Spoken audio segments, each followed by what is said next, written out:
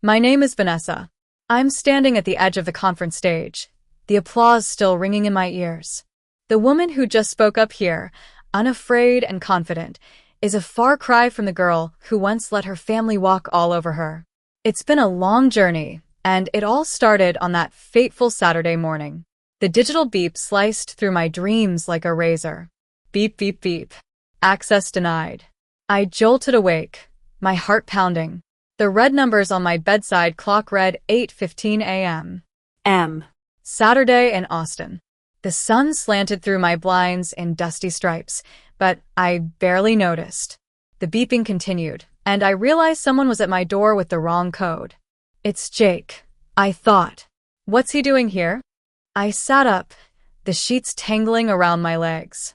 Last night, I deleted their access codes from my smart lock system. After 8 years of my family coming in whenever they pleased, I'd finally had enough. It was a small act of rebellion, but it felt huge. The pounding started, not a gentle knock, but the full force of a body against the door. The frame shook. Vanessa, open this door. This is Jake's house, my mother, Linda, shrieked. Her voice was shrill and demanding. Jake joined in, his voice rough with effort. Open up, Vanessa, or I'm breaking it down. My hands shook as I reached for my phone on the nightstand. Without thinking, I pressed record on the video camera. I needed evidence, protection. I slid out of bed, the hardwood floor cold beneath my bare feet. My heart was thundering, but I forced myself to breathe. 1, 2, 3. I put the chain on and cracked the door just enough to show my face, holding up my phone so they could see I was recording. Jake stumbled back, his shoulders still angled for another blow.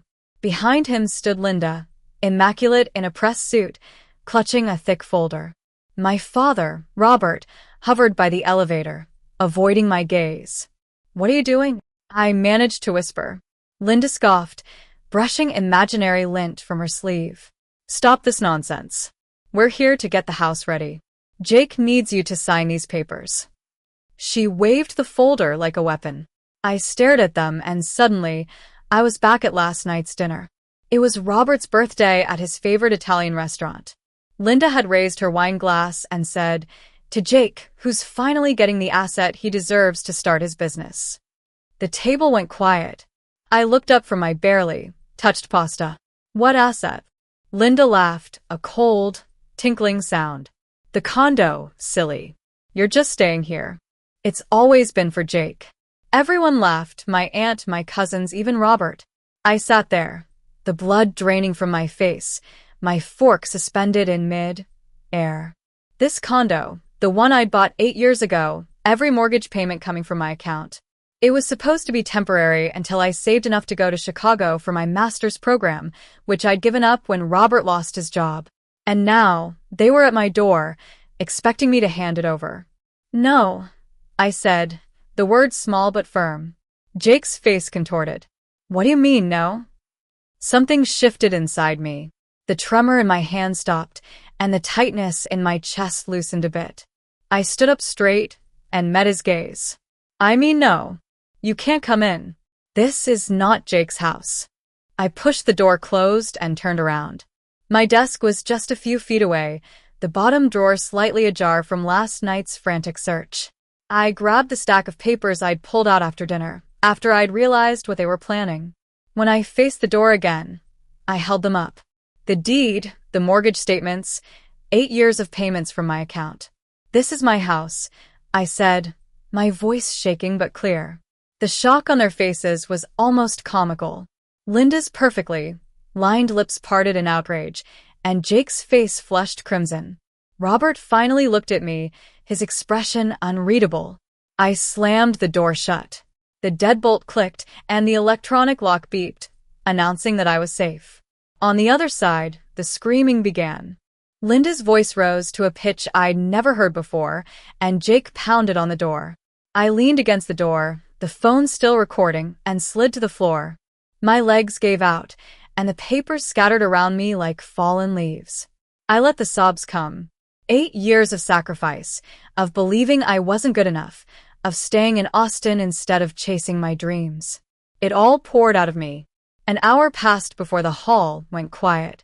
I pushed myself up, my legs cramped, and wiped the mascara from my cheeks. I needed coffee. As I was making it, my phone buzzed. An email from First National Bank. Subject line: Rear Helic application. Appraisal confirmation. My stomach dropped. A loan against my house, a loan I never applied for. With clumsy fingers, I checked my credit monitoring app.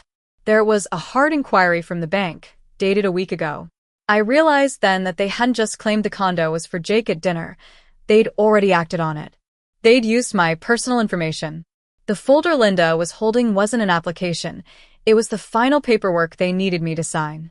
I set down the phone and opened my laptop. I reported the fraud to the bank.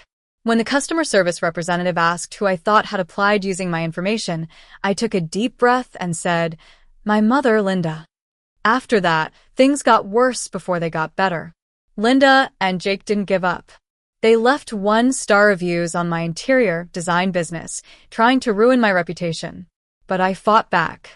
I gathered evidence, sent it to my aunt, Sarah, who had always been on my side.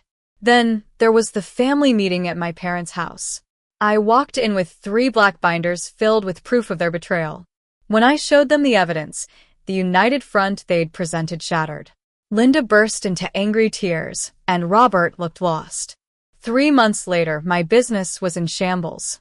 The fake reviews had cost me clients, and my biggest client, Mark from Austin Design Company, had paused our contract. I felt like I'd won the battle against my family, but I was losing the war for my career. But I refused to give up. I applied for the city's Young Entrepreneur Program, and today, here I am, standing on the stage, about to share my story. As I look out at the audience, I spot my parents standing near the exit. They look smaller somehow. Linda's hair is less severe, and Robert's shoulders are slumped.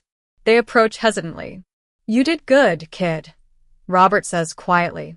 Linda's eyes search mine. "Can we start over?" Something shifts inside me. Not forgiveness exactly, but maybe the start of something new. "Maybe," I tell them, "when starting over isn't just about you losing control of me." I turn and walk away, joining my peers. The journey has been long and hard, but I've finally found my voice and my strength. I'm ready for whatever comes next.